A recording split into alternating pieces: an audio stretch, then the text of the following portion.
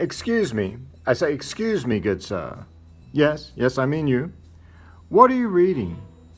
Oh, a Pink Panther comic. How interesting. Pink Panther Snow Day. A little early in the season for that, but I have heard winter is coming. The Pink Panther started out as a character in an animated introduction for the live-action movie of the same name, and eventually became a series of shorts that played in movie theaters. And eventually those shorts were played on TV as part of the Pink Panther show, and you probably watched reruns of that when you were growing up. It was a notable cartoon because the Pink Panther was mostly silent, and it played out visually as we listened to the wonderful Pink Panther theme by Henry Mancini. And while other cartoons had characters that rarely talked, they usually were animals that were fighting each other, like Tom and Jerry or Wile E. Coyote and the Roadrunner. And so this was a little bit different because the Pink Panther was doing quite a different variety of things other than two animals fighting each other. He would often be doing mundane things like planting a garden or doing household chores or simply trying to go to sleep while a mosquito is bothering him. And all of that was played out without any words, which was really extraordinary visual storytelling at the time.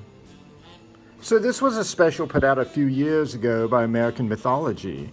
The cover is fantastic. It looks like it's straight out of the cartoon. Why don't you open it up and let us take a look at the inside? Oh, that is pleasant looking. It's a little bit more modern than the old cartoons looked. And the kids are talking, but that's actually in keeping with the old cartoon. There were certainly some cartoons where the characters did talk. The narration is probably not needed in this particular story. Why don't you turn the page so we can see a little bit more? Oh yes, Pink Panther and the little man are quite spot on from the cartoon. It really does look like something straight out of the cartoon here. The classic Pink Panther Little Man rivalry seems like a perfect premise for a snowy day story. That's not the only story in this issue though, is it?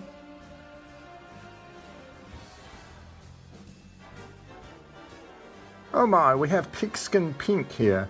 And so here we're seeing that there is a narrator who is actually talking to the Pink Panther. And this is actually straight out of the cartoon. And this one really does have that look about it of the classic cartoon, right down to the pink outline on Pink Panther. Now, in those cartoons and in this story, there is an antagonistic relationship between the narrator and the Pink Panther. But that's just fiction, right? I mean, that's not what we're experiencing right now, is it, old boy? I didn't think so. We're getting along swimmingly. So let's take a look at that final story in this issue. So it's a reprint of a story from the 1970s that Harvey Comics reprinted in the 1990s. And so that is the cover to Pink Panther #1 from Harvey Comics. It's quite nice. Now let's take a look at that page from the interior there. And so it's a bit darker than we're used to seeing Pink Panther, but it is a good scan and it looks rather nice. Now he is talking, but he actually did that in some of the old cartoons. And I think the humor here actually works pretty well. And it's actually a very good story. So is there anything else in the issue? Oh, so we do get some sketches in the back. So we get 22 pages of story and 4 pages of sketches, and they look quite nice. It's a nice little added bonus. So Pink Panther was not the only characters they put out comics for, was it? Oh no, look, they actually put out comics of the Three Stooges and Laurel and Hardy as well. So if you look inside, old chap, you may be able to see some other characters American Mythology put out comics of. Oh yes, they have Casper, Hot Stuff, and Wendy. Those are characters with some very long-running comic series. Oh, and is there something else? Oh my, they put out Rocky and Bullwinkle?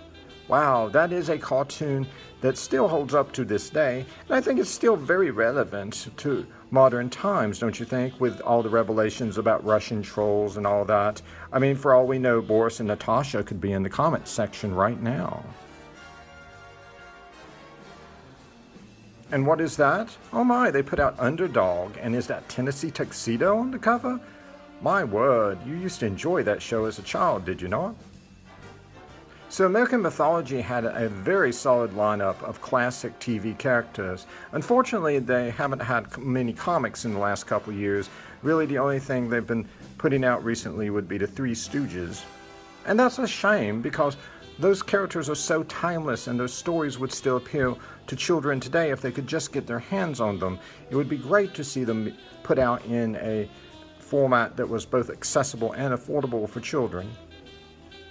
But the good thing about there being limited runs on these comics is it makes them easier to get for the fans. So if you're interested in them, you could always go on American Mythology's website to order some, or you could get them through other online comic retailers.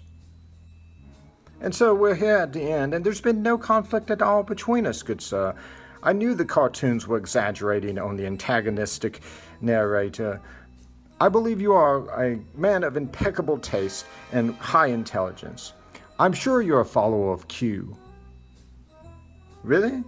I know that it was a rather extreme measure to storm the Capitol, but someone had to do something about the Jewish space lasers.